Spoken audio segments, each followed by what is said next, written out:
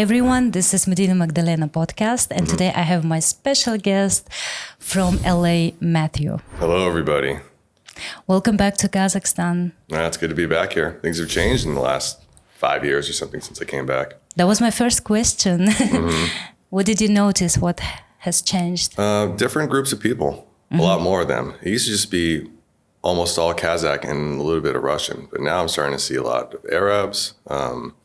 Even the Afghan delegation I hear was around today, and I started to see some people, and I thought, are they Afghani? So definitely a bit different group of people. I did not see that kind of change before. That's cool. Tell me, before your very first visit to Kazakhstan, what did you know about the country? Did you know anything about the country? Not much. I saw some pictures of some buildings, and I thought, wow, those are kind of crazy buildings. I didn't expect it to be Kazakhstan. And for that reason, I just booked a flight ticket. I said, I'll see it. I want to go somewhere I haven't seen before. I want to see something different. What I would notice traveling around Europe was I would just see the same things in almost every European capital. McDonald's, Starbucks, H&M, Zara. And I thought, why do I even travel here? What's different anymore? But when I heard, Kazakhstan was one of the last countries to get McDonald's, and things like that, I said, it's interesting. Let me take a look over there. And I was pleasantly surprised just how, at least at the time, how there was a lot of Kazakh culture. There was a lot of Kazakh brands. There was a lot of Kazakh sort of pride. And it was like being in a different country as opposed to traveling around Western Europe and some other places where it was kind of like the same corporate multinational stuff I've seen back home in the U.S. How many countries did you visit? I don't know. Have you counted? I don't know. Most of Western Europe, a lot of Eastern Europe, some parts in North and South Africa, a lot of South America, Central America, and only China on the Asian side. I went through 2 passport books, but I started to decide that when I travel, I want to just go to the places that I like. Stop going just to check off something, and say I've been somewhere else. So like on this trip, I went back to Portugal for 10 days or so, and I love Portugal. I think it's a great place. And I spent a couple of days in Turkey, almost just to eat, because I love the food there and everything. And I found a nice little city near the airport that's really nice. And I've been spending the time in Kazakhstan since, because I just love being here too. And the way back, maybe I'll go to Sweden or something. But I changed, in the beginning when people travel, I think, especially when you're younger, it's kind of like, how many new places can you see? How many places can you go? A lot of people just want to try to check a list and see. But after a while of doing that, you get tired, you get bored of it. You see a lot of places are kind of similar. I prefer just to spend my time in the places that I like, and this is one of them. Yeah, you keep saying that you like Kazakhstan, and this is your 3rd time here, right? What was the most surprising thing for you here? Most surprising thing for me here. Maybe shocking even.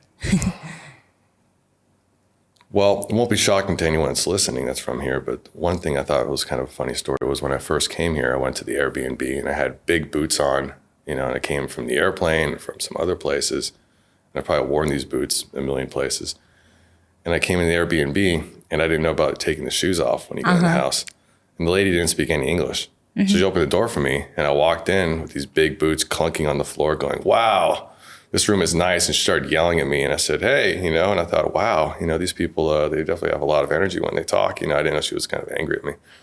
And she kept pointing at my boots, and I go, oh, these boots? And I, pulled the boot up and I showed her. I'm like, yeah, this is a Viberg boot, the Danon sole, you know what I mean? I was like, it's good, and I kept stomping on the floor, and she kept screaming at me. And then about 15 minutes after, I realized, I'm like, you take the shoes off when you come in here.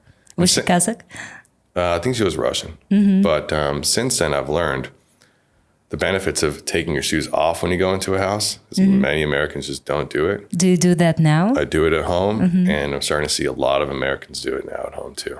Nice. Yeah, a lot of them. Maybe because of traveling and seeing other cultures, right?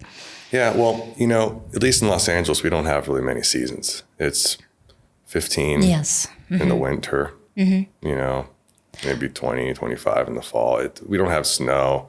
The streets don't get too dirty or wet or anything like that. So if you walk in with a shoe, it's not as if you've really been on the dirt. It's not as if the ground is sludgy or mushy. What about dust? it's just something you don't think about too much. Yeah, but again, more and more and more Americans are starting to change and adopt the shoes off thing.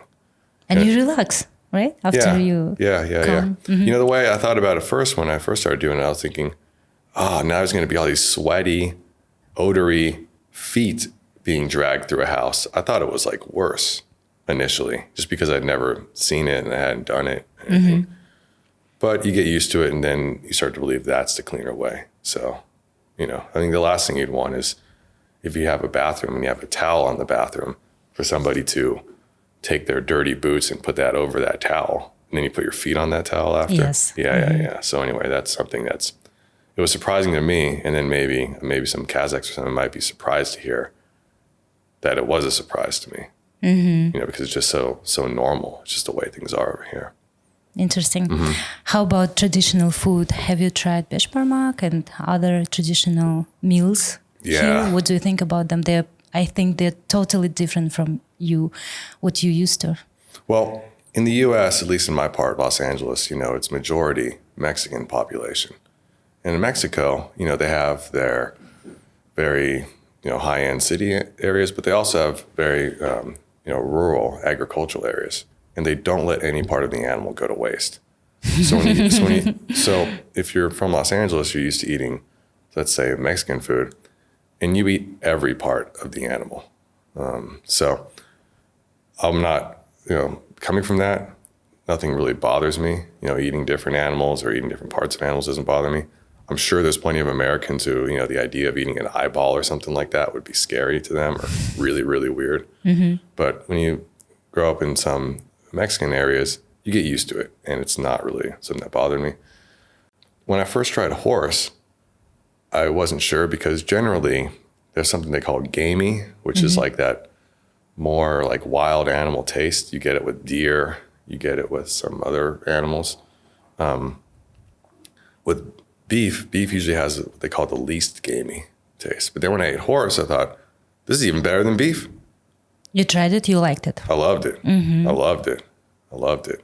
It's too bad you can't take some of meat to I tried. Oh, you tried, huh? Yeah. I was thinking about trying too.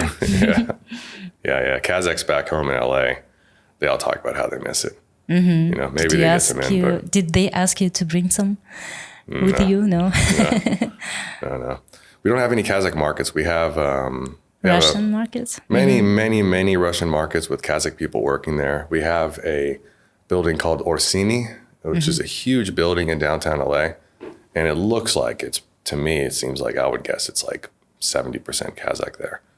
You see the bread bursak, and you see people walking with bags of that in the hallways and stuff.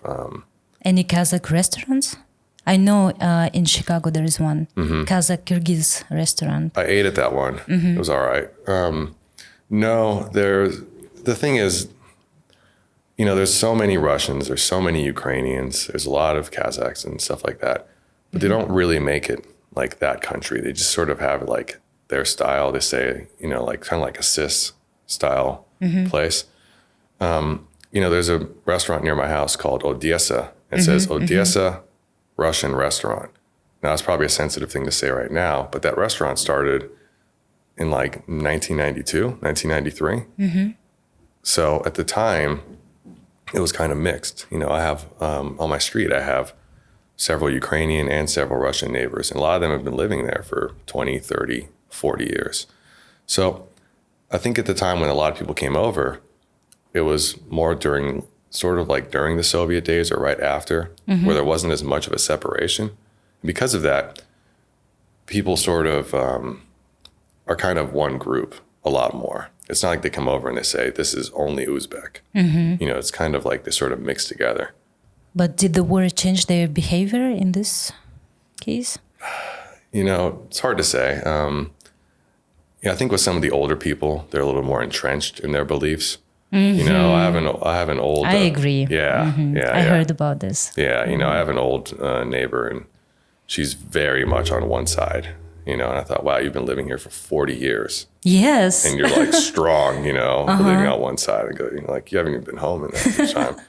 And, you know. That's a bit funny for me, to be honest. Yeah. But even the, everyone's family there, it seems like. I don't understand. When you are in the country, you are kind of under propaganda. But when you live outside, how do they get, or they still listen to their, like, Russian radios or Ukrainian radios? People have satellite TV and they listen to the stuff they know. Through the internet, Yeah. YouTube probably. When they're older, I think they just have satellite TV coming in. Yeah, I mean, one in particular, I can hear it when I go walk at night. I see the door open and they play it loud enough, I can tell. Interesting. It's not YouTube, So they get that. But generally, everyone's kind of one group. There's no government kind of over them. People just kind of, they've been getting along for 20, 30 years before, either right before the breakup or after the breakup. There wasn't really any rivalry then. So even in like the places where it says Russian market, you'll see a Ukrainian flag on the window. Wow. And the people that are there will be a mix of 50-50. The one near my house, Bazaar, it has, a couple Russian ladies, a couple Ukrainian ladies, one Kazakh girl, and another one, I think she's from Georgia, that work there. And they've all been friends before the conflict, and they're all still friends now. At least as I understand it, as it seems to me. A lot of Armenians too, a lot of Armenian Russian speakers, and they really get along since LA has so many Armenians. Let's go back to culture then, about the Kazakh culture. Do you think it's easy for a foreigner to just walk around here? Do people understand you? How do you survive if you don't have internet and so on? Well, they say, at least in the US, when you come in, Americans have a thing where we love it when people come, generally. We're open to a lot of people. I think there's a little bit of division internally of, how open we are. Some people... Depends on the state also? Yeah, it depends on the state, depends on the person, things like that. But I think generally, at least, I represent maybe about half the people, I'd say. If you're willing to come in, you're willing to work, you're willing to learn the language, you're willing to integrate, pay taxes. Pay taxes, all that kind of stuff. It's no problem. And, when I came here, I didn't know a word of Russian, I didn't know a word of Kazakh. And since, I've been trying to learn each time before I come, try to be friendly to everybody, be respectful of the cultural things here. Sometimes maybe like some differences is like, don't be too loud, or don't be too crazy, There's some South American... Oh, you noticed that? Yeah. So I did that and I don't have any problem. People are really friendly to me. Some people are interested to ask me questions and stuff like that. I'm happy to answer them. And some people don't want to be bothered and don't bother them. So trying to respect their... Yeah, respect the space. That's interesting because in the US, when people on the bus, for example, you can hear their conversations. You know what's going on in their lives. Everybody's so loud. But here, everybody's quiet, And as you said, not many... The population's so small, you can walk and don't see that many people here. It's interesting. If you live in a small town in the U.S., especially in the South, and you walk down the street and you see somebody, you look at them in the eye and you say, good morning. And they say, good morning. And even in like some of the bad areas of the South, you'll see a guy, who might look like the biggest criminal, and you'll say, how are you today? He'll look at you and go, wonderful. Thank you for asking. And in LA, different? It's a big city. There's so many different cultures and people and everything like that. The odds of you running into somebody who's from the South, very small. I mean, if you look at somebody, it's, odds are they're going to be, generally we'll say not born in the U.S. or, maybe first generation, didn't come from that culture. Didn't come from 10 generations of saying hello, good morning to everybody in a small town. Plus you just don't have the time to say hello, good morning to everybody. So... When I lived in Maine, everybody would greet each other. Everybody, right? Yeah, it's so nice. I thought whole country is like that. No, not the big cities. I'd spend time in the small towns in the U.S. and I'd get used to doing that. And then I'd go back to L.A. and I would see a guy and I'd go, good morning, looking at him. He'd look at me like does this guy want to steal from me? Does this guy want to date me? Does this guy want to, does this guy want money? Like, what does he want? Because why would you say that to 100 people? Would you just pass? You just pass. You just pass. You just pass. But if you see an old lady or something like that, you always kind of like give them a little smile or something like that. We're taught in school, if you see an old lady, you have to hold her arm and help her across the street so she walks good and all that kind of stuff here. And I've seen, at least so far, some of the babushki here, very strong and very independent. One time I went to try to rescue one, and she was like, "Nichachu, nichachu," like that. So when I'm here, I just sort of leave everybody alone. And if they have any questions or anything, I'm happy to be, there. And just, be friendly, and that's it. Another difference is relationship. Is it true that in the US, if you open the door to a lady, she can think something, she wouldn't like that sometimes?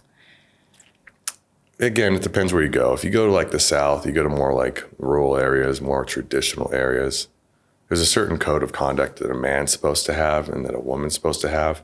And it's more traditional in the thing of the lady may have a dress, no tattoos, a lady may not swear. If she laughs, maybe she covers her mouth. She doesn't laugh too loud, doesn't smoke, doesn't drink too much, stuff like that. And, if you're a guy, you're supposed to open the door for the girl. You're supposed to wear a shirt with a collar all the time. Still? Even these days? It's better if you do. If you shake someone's hand, you shake it with a firm handshake, you grip it, you stare at them in the eyes.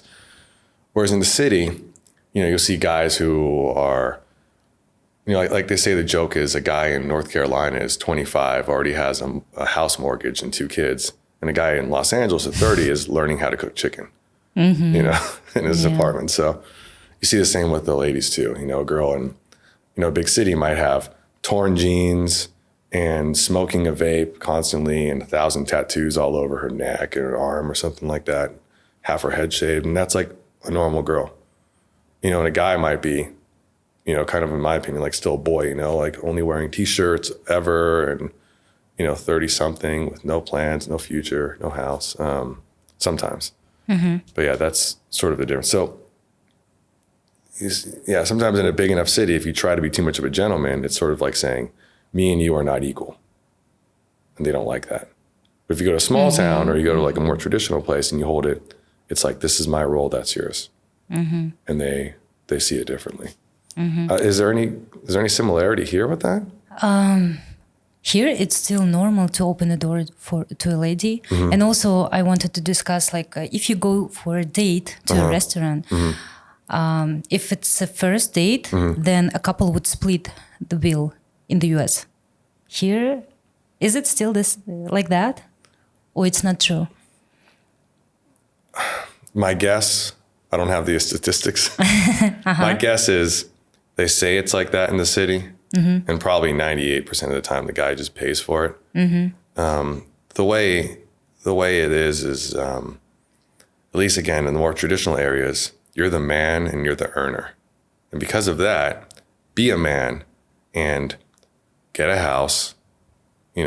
Be someone who can support a family, and at the very least, you can pay for the dinner on the way out first date because you're a man and you're a supporter. But as we have more and more equality, especially in the bigger cities, it's supposed to be more like that. And I think maybe maybe it's a guy thing to complain. We'll say, well, if that's the way it's supposed to be, this should be that way, and it doesn't end up being that way. But maybe it's getting more towards that way. I understand in Scandinavia, where they may be much more advanced and much more equal with pay and stuff like that, I think the girl will even get offended. Yes, I heard about this, but I heard it about the US. If you pay for her, she can think that she owes you something. No? I've been married a while. I've been out of the dating game, at least in my time. I've never met a girl I was really, really seriously offended if I try to pay. Okay. Yeah. I see the point. Yeah. I mean, maybe things are changing. Maybe it'll get more towards that. Especially as salaries start to become more equal. I saw the statistic about freelancing. The salaries are still not equal. It's interesting. Also, to talk about freelancing, we met each other through Upwork platform. Yes. When your assistant contacted me to be your interpreter here in Astana. Why your company chose this platform for hiring? There was a few. I think was it Odesk at the time? Yeah. When we met? Back in 2008, I think. Yeah, they've gone through a lot of changes, and I think they've gone through a lot of consolidation. There was also freelancer.com. Fiverr.com. Fiverr. There's been a lot of other ones. Fiverr started out as a $5 only job site. That's why it's called Fiverr. Yes. Every job had to be $5. It couldn't be more than $5, less than $5. Interesting. And that's how it started. And then eventually it started doing like, multiples, like we do 10, 15, 20. And then now it's sort of changed. And then I don't know how many $5 jobs are even out there anymore. But there would be a guy who would, have a chicken suit or something. And he would say, for $5, I'll dance and sing your name in a chicken suit. And he would just get 1,000 of them. And it would be for small jobs like that only. Yeah. Why we chose Upwork? It was just one of them. We used a lot. And, we use a couple more nowadays. We still use some different ones. But Upwork is where most of the people are. So that's where we are most of the time. How do you choose freelancers there? What do you look at? I could talk a lot about this kind of stuff. So, as you know, I think we're one of the bigger clients on Upwork. I think we have a few $1 million, a couple $1 million spent already. I think hundreds of thousands of job hours, stuff like that. I've been with them through 3 different name changes. I've been with them through feels like 1,000 different rep changes. I've been on all the forums over there. I've met a lot of people that I've hired from Upwork. I think I could say a lot. So there's kind of like a secret language when you look at resumes on Upwork. And it's something that I've learned only through hiring so many people. And an example is when I hire people for a lot of jobs, what I'll do is I don't hire one person for the huge job all the way to the end. Because what happens is you might hire them, they might maybe be okay in the beginning, or maybe they just don't show up the first time and you have to start all over and everything. So what I like to do is when I hire people, I make a test job. And sometimes the test job is something that I've already done and already completed. And I know what a great performance, great result looks like. So I'll hire 2, 3, 4, 5 people for that same job, kind of at like a nominal rate, like a short rate. And what I do is I'll make a Google Doc with all the instructions. I'll have them submit their results to a form. Then I'll have an assistant look at the results in the form and grade them. And I'll say, choose the person that has, the good results, and you'll see. So one person might agree to the job, but then take 6 days to do it, even though it was like a 2-hour thing. One person might do it, but they do it wrong. So sometimes I'll get, let's say 40, 50, 100 applicants, and then I'll get 5 people finalists. And then out of the 5, I'll get 1 or 2 that's actually good. But then here's what I call the secret language part of it.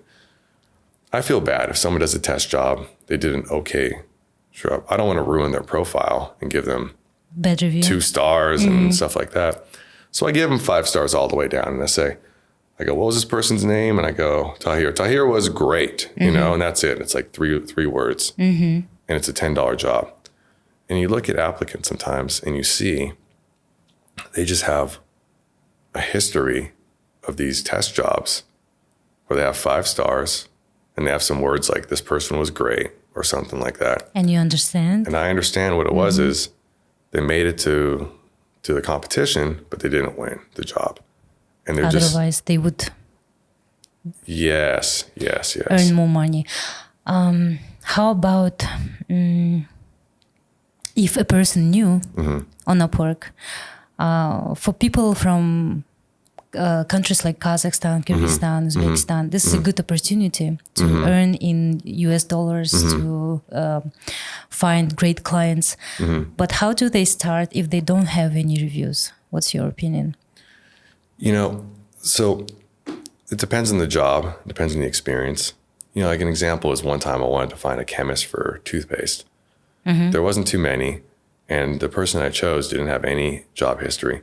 But I could tell their experience was really there because I looked at the experience. And they worked for a toothpaste company, and they had a chemist in there. And that was enough for me to take the gamble. So if they don't have any experience, if they don't have any reviews, if it's something that's very specific, let's say the freelancer is, an expert in drapes or something like that, then they write about their experience with drapes, their experience, what they learned. They show some examples in their portfolio of drapes they made and stuff like that. And if I put a job post out of like drapes expert, I probably wouldn't get many applicants. And as long as the person's profile was good, it would work. Now, if it's something extremely generic, like Photoshop expert, yes. Sometimes I put up something for like Photoshop expert. And you get thousands of applicants. I get so many. There's some ways that people stand out. It doesn't always work with me, but I think it might work with others. One way is they will put a really low job bid, and they'll say, hey, listen, I want to do this job for you for free. I just want to build up my profile. Or, I want to do it for this rate. Let's say it's $300 and they do it for $10 or something like that. And sometimes as a guy, I'll say, you know what? I'm not only going to hire this person, but for $5 or $10, sure. I'll take it. So sometimes people can kind of get through the big pack that way. I've seen other people where they go and let's say I put $500 in, they'll put like $5,000 or something crazy. But then they'll have such a crazy polished letter. Generally doesn't work for me, but I imagine it must work for them sometimes. In what cases? Maybe somebody's really blown away and they have the budget and the letter really, really, really works. But they can't say something like, hi, sirs, please hire me for this job. Yes. Thank you. And put $5,000 in there, won't work either. You have to prove that the cost should be like that. Does this still show on Upwork, the percentage or the count of applicants and stuff like that? Yes. Oh, okay. So when you're applying, you can tell if you're the only one or you're one of many. You can see. Okay. Okay. Yeah, I think that's important. And, having a letter that doesn't look recycled is kind of important. Sometimes people just talk too much. Yes, they think we have time to review their long cover letters with thousands of links. Yeah, of course, I know right? as a recruiter, yeah. Yeah. Sometimes people send me, and then also it depends on how they send me files. Sometimes I want to see a file, and I click it, and it opens in a new tab, and I can see it easily. Other times I click it, it downloads. This problem. And I have to do 2 or 3 more clicks to see it. I have to open up the downloads folder, double click, open up a new program. And you're already irritated by this. This. We don't want to do that. We want to get through these applicants as soon as possible. So try to make it as easy as we can to do. Yeah. So my opinion, to keep short, is don't use recycled letters. Try to hunt for the jobs that you really like. Instead of just applying to 1,000 jobs and being one of 1,000 people and hoping to get it, look for the ones that are really there. Look for the person's name. In reviews. Look at their website. Spend the time to try to get it. Sometimes people will even do part of the job in the application. And I almost feel bad to ignore them. And sometimes I'll just give them a shot, or I'll let them kind of do some work because they went that far. They spent some time already. Now you're a recruiter. Do you agree? Yeah. I agree. Okay. Also, it's helps when a person already does some research about our company. That's also interesting. When they write a cover letter with a recommendation already. What can be improved in terms of use tools on marketing or something else. I get irritated a little bit when they try to go around the platform and try to message me on LinkedIn or other things like that. Yes, they do that all the time. They find me on LinkedIn, they write me there. Yes. Yeah. The thing is, it's like that's our private time or our time apart from the Upwork stuff. So the last thing we want to do is have that part invaded by somebody else. But maybe it works. I don't know. Maybe it works for them, for some people. Yeah. So I guess if you're seeking, I would say to avoid it, just don't do it to me. Don't do it to us. You said don't apply to thousands of jobs, but nowadays they have to pay to apply for a job. They pay connections. They buy connections. Yes. So that's why for them it's not good to apply everywhere. They have to choose. Yeah, that's smart. Yeah. I've seen that. And I've seen some people boosted too. Yes, they boosted, but it's also crazy expensive to boost it. Upwork is trying to make money too. They're here. They're adding fees for everything. They're adding fees for every time you hire now, it's additional $2.95, $3 on top of the percentage that we pay. And as I understand it, we pay a percentage and the freelancer pays a percentage. 6% from an employer and 10% from a freelancer. Yeah, so they're getting at it both ways. And I think that eventually it's going to crack because they're asking for too much. And they're even doing things where they're trying to like sell, like, so if I went to Upwork and I found somebody, I started to work with them and we're chatting on Slack or Skype or something, and you just ask them, hey, how about I just go direct? That's against the terms of service. So they're trying to do some things where they try to avoid, they try to go around that by saying, hey, why don't you just pay us this amount of money? You know, but they don't know because they can't enforce it. But at least, you know, they're trying to do that. So they keep trying to do more things. Eventually another platform will come. Or one of the existing platforms will do something. Interesting. How about if a person, a foreigner like me, and we're not native speakers? Okay, I went to school in the US. It's easier for me, but for some smart Kazakhs or other nationalities, it's hard to go for an interview, Zoom interview. How often do you conduct interviews with applicants, and in what cases you do that? You know, I think you got to look at the city of where the person's from, and you got to. I think what someone could do is, if they really want to be smart about it, is kind of spend a little bit more time to learn the U.S. geography and understand where the person's coming from. You know, my dad's English isn't very strong. I grew up, you know, with that. Most of my neighbors didn't have very strong English. You know, most of Los Angeles doesn't have very strong English. So, that's true. You know, when I talk to someone, you know, as you would call a foreigner, to me, it's like my neighbor, and it's, you know, no difference. I'm not bothered at all. But if the person's from, you know, Round Rock, Texas, or, you know, somewhere, you know, Bismarck, North Dakota, somewhere where there's probably not a lot of foreign, or I'm sorry, let's say foreign born, or, you know, recently immigrated people, to them, they may have never heard, or I'm sorry, rarely heard a voice that doesn't sound like them and their neighbors that are all there. And I think they may want to be a little more cautious about it. But people are getting more and more open-minded. We're getting used to, I think even of the most remote of the remote are getting more and more used to hearing that. And I'm not bothered by it. I'm not offended by it. And I think more and more it's getting that way. So people should be less and less nervous about their accent. It's more about the clarity. You know, we have some Indian freelancers, great guys, but a lot of times they speak really quickly because I guess English is, you know, one of the, you know, languages there. And they swallow all their words and I have to listen to it on 0.75, or I use this transcript service.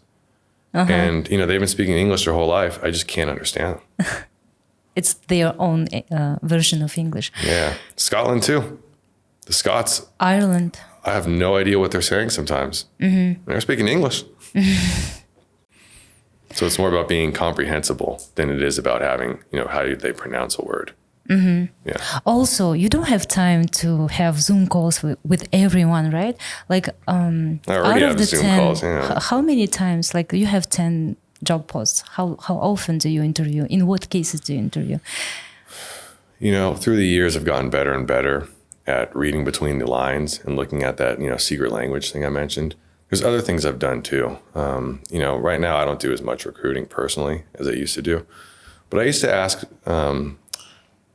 what would probably seem like weird questions, you know, to the applicant. I would say, what's your favorite color? Would be one of the questions. Or I'd say, what are your hobbies? What do you like to do? Stuff like that. And they would go like, you know, I'm doing like graphic design. Why is he asking like what my color is?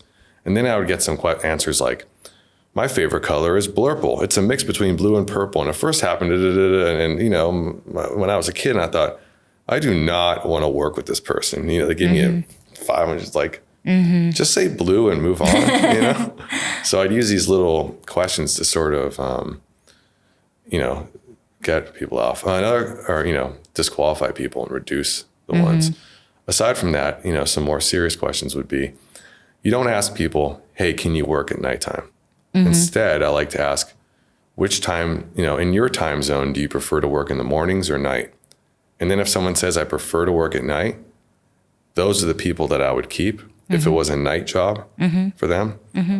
And instead of saying like, can you work at night? Because everyone's going to say I can work at night. And then it comes to realize they have a day job or, or they have a job at night and they can't do it and stuff like that. So I ask questions instead of saying, can you? I say, what do you prefer? And whichever one they guess, it goes in there. Same with like, if I'm hiring for somebody, let's say like InDesign, I would say like, what Adobe programs are you most skilled in? Instead of like, are you good with InDesign? Because everyone's going to say, yes, I'm great with it. But if you say, what are you most skilled in? And they don't even have InDesign as an item in there, I know it's not their strong suit. And I should just avoid them because I have 1,000 other applicants. That's smart. Tell me about your experience working with different cultures, different nationalities from all over the world. It's dangerous to say sometimes because it's, if we get into stereotypes, it could be, maybe insulting or something. And, stereotypes, it's not fair to judge anyone on stereotype. But anyway, since I'll do that anyhow. And with India, very aggressive. I'll get a message, and then I'll get another message, and then I'll get another message. Generally, people nowadays look at their phone every 5 minutes. If you text somebody, they got the text probably. It's not like, in 2000, when, like I remember when I, first got a cell phone, I'd leave it at home half the time. I go for a bike ride. Yeah, I leave it at home. I go to the beach. Yeah, I leave it at home. I didn't even take it with me half the time. But nowadays, everybody looks at their phone every 5 minutes. If you send somebody a text message, they probably got it. And if they don't answer you, they don't want to answer you. It's because they don't want to answer you. And that's it. Everyone says they don't have time because there's so many things you can do today. The truth is, it's just you don't make time to do it. So what I get a lot when I get a lot of guys in India is there's a lot of people in tech there. There's a lot of people that want the job. There's a lot of people that are aggressive. I'll get like 7 messages in a row where I don't answer. And to me, it's just kind of frustrating, saying like, hey, listen, I got your message. I understand. Messaging me 6 more times won't make it any better. In fact, it'll make me kind of not want to work with you because, I'm tired. Do you say that straightforward? I just don't. I just pick and choose who I hire from what places. And, I say, these are the rules. And I tell them, I'm going to reply to you on this day, on or before this day, and that's it. And if they want to go wild and send me 40 messages in between, good for them. But you need to set the conditions right there. As more people came into Upwork, more challenges have come with people. So there's a lot of people there that, have big eyes. They'll think maybe like, let's say as like an American, I'm, driving, a Bentley and, I'm like lighting $100 bills to make cigarettes or, light cigars. It's like, I live in I share a room, in a house with somebody else and, I have a car 15 years old and it's like, it's really expensive to live there. So they look at the statistics of the company, probably they see that you spent a couple of millions. Yeah. Yeah. I mean, we support a lot of people and we support a lot of families, but if there's something out there that's a job that's, can be done for this rate, and that's what the market rate is, that's the market rate we want to pay, because we want to, we don't need to overpay. At the end of the year, our company, we have a profit of like 1 or 2%. It's a very thin margin. And, overpaying too much, means the difference between nobody getting bonuses, people, it being a sad Christmas for people. I mean, it's, we have to really be careful. Yeah. So a lot of times with Upwork, freelancers, guys come in and they are not really respectful of the work. It seems like they think, there's a huge unlimited budget. Let me just bill 30 hours. Let me just bill 50 hours manual time, stuff like that. And I'm thinking, does this person think either we don't look or that, we just have unlimited funds? It's not. I mean, you've seen it. Yes. You've seen it many times. So, I mean, people that are kind of respectful of that, people that are kind of upfront with that, those are the people I go out of my way to reward and even give extra bonuses. Where I say, hey, you did such a good job. I want to pay you more than what you asked me for in those cases. But when it's kind of like cheating and not respecting. It's just, I think it's just not understanding the perspective of this is business and this is how businesses ran. It's supposed to be, you're supposed to make right decisions and right choices. Just assume it doesn't go that way. Those are the people that kind of don't seem to last for me. It's more about building a relationship with a client than it is about trying to get the most money. You get the relationship first, and if they have the money, you'll end up getting the money out of them. I think that's the way freelancers should think about it. Think about the relationship first, and then the money comes after. Thank you. Yeah. Good advice. Yeah, I mean, we have a good relationship. I'm always suggesting bonuses and things like that. It's like we're suggesting it. And it happens with the freelancers that I like. I'm just like, I like this person. They did good for me. I want to see that they're doing better. I'm always proposing bonuses and, increases and stuff like that, extra work. There's freelancers that I really like. I say, I don't know what work I can give them this week. And I think about it. I say, what are my needs? Where can that person fit in? But it's there because the relationship is there first. And they didn't come and just try to do maximum extraction without even asking, how are you? How's your day? That Southern stuff we were talking about earlier. Okay. In your opinion, what are the most, what skills are in big demand right now? Hard to find? So, it's an interesting question.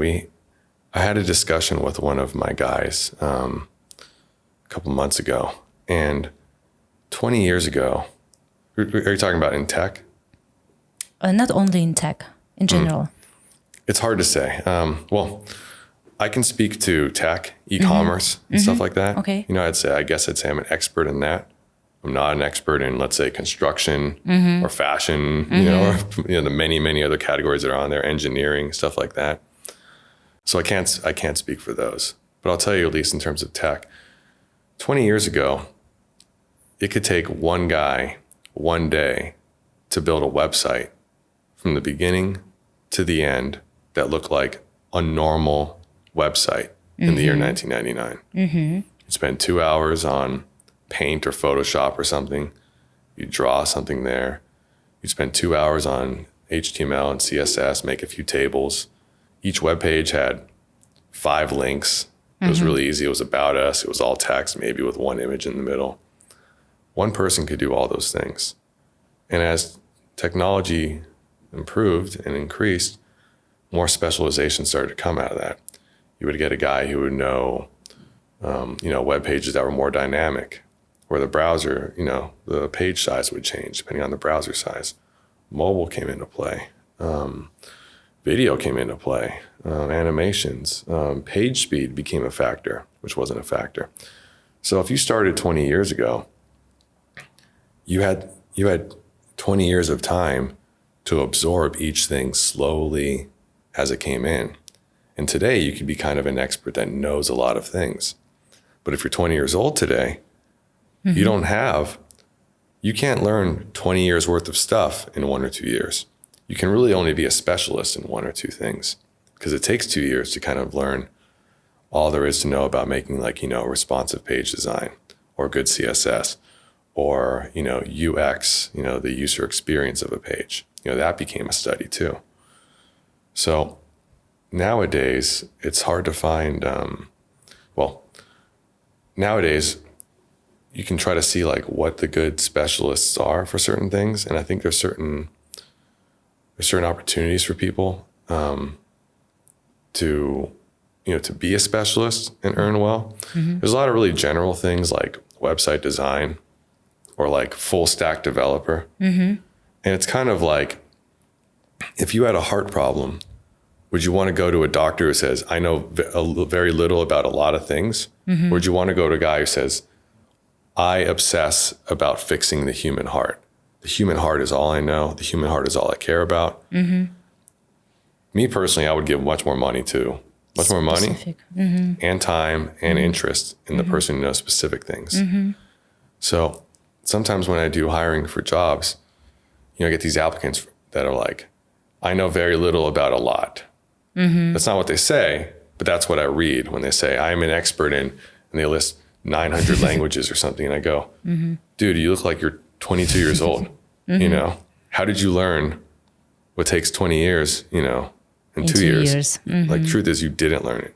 You didn't make projects on your own and learn to do it that way. You took a boot camp course or something like that.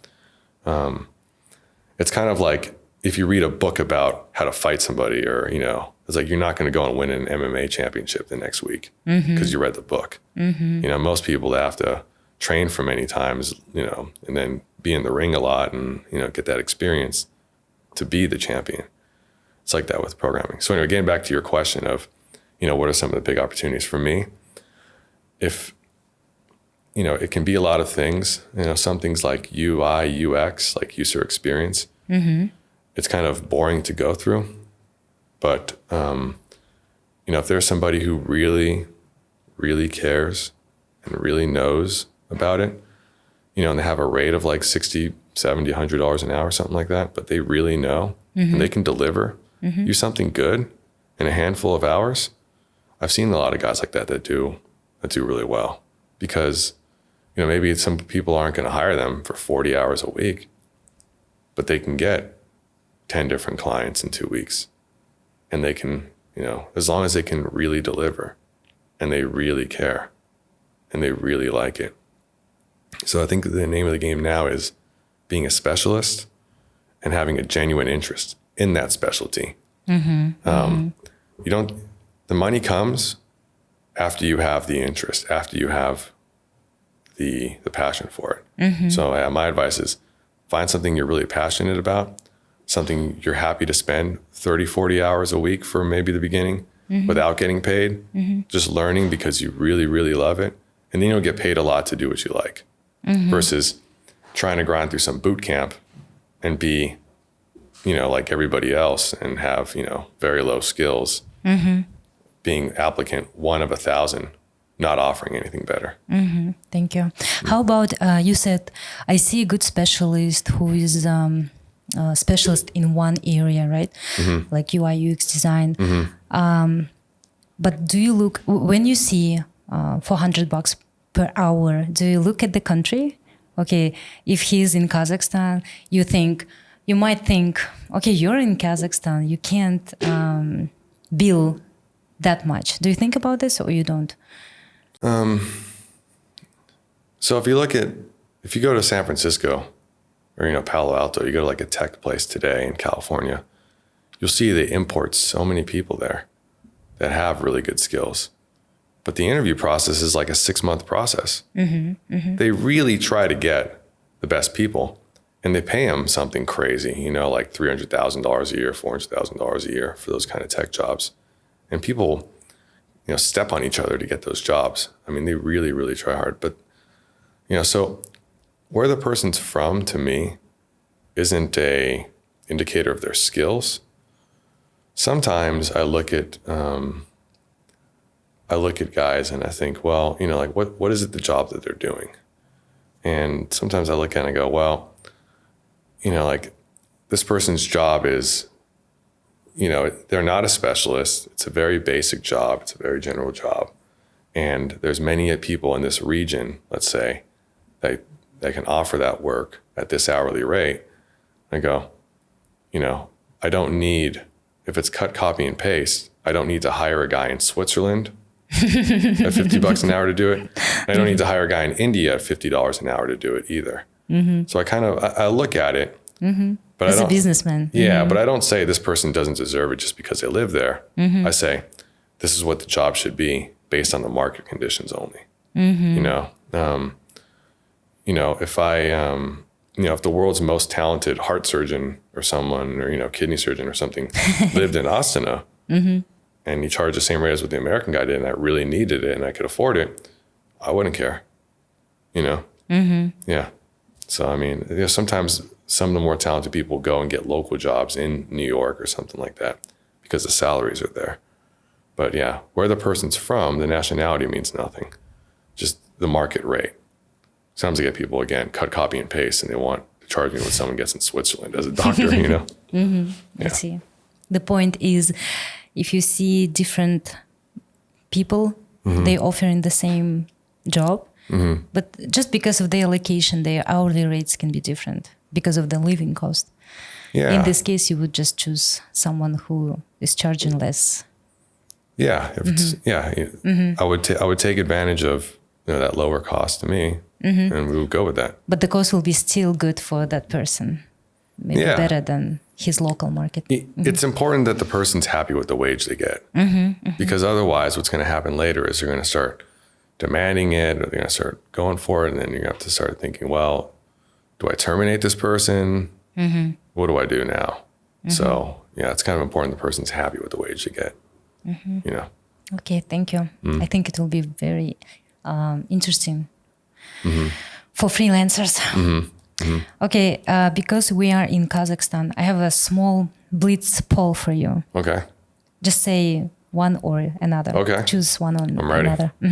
Beshbarmak or manti? Ooh, Beshbarmak. Have you tried manti?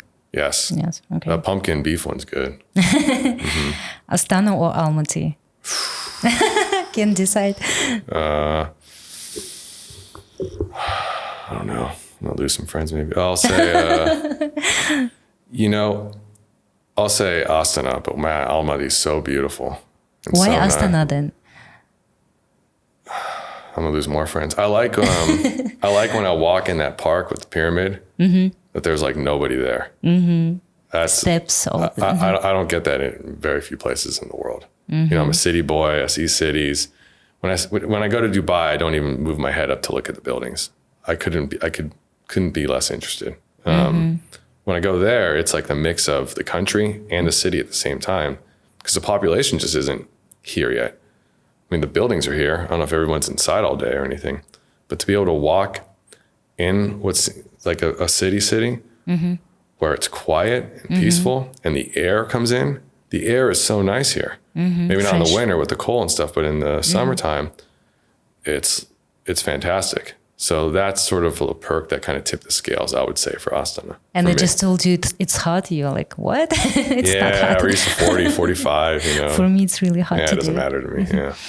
Okay. Shashlik or pizza? Shashlik, of course. Miaso, yeah. Mountains or sea? What, like the Aral Sea or something like that? What do you prefer? Like to have a sea or mountains? I guess for this poll, we'll say I like the ocean with the islands, but okay. Whatever, we'll say mountains if it's mountains or sea. Morning or evening? Evening. Left bank of Astana or the right bank? The old side or the new side? I don't know. Have you been to the right side a lot? Did you? The old side? Old side. The new side gets boring after a while. It's kind of the same thing. It's cool the first week or two. If it was here long term, I'd say the old side for sure. Okay. Noisy parties or quiet evenings at home? I don't know. Noisy parties on Friday and Kazakh national clothes or modern fashion? National clothes. Be different. Yeah. Cooking. I'm not impressed when I go somewhere and I see 1,000 New York hats. I bought a shirt here that says Los Angeles. And I thought, now no one will know where I truly am from. Because I bought a shirt here that says Los Angeles. Most people, it's funny when people wear like here, wear clothes, they don't understand the meaning of their t-shirts sometimes. But nowadays we have more Kazakh writings, signs. Yeah, thanks. I mean, finally, I go somewhere. It's like I'll go through Europe, a lot of them, don't like, may not like America for a lot of reasons, political reasons. And they have a shirt that says New York on there. And I go, okay, you're complaining to me about the government, which I, usually agree with you. And your shirt says New York.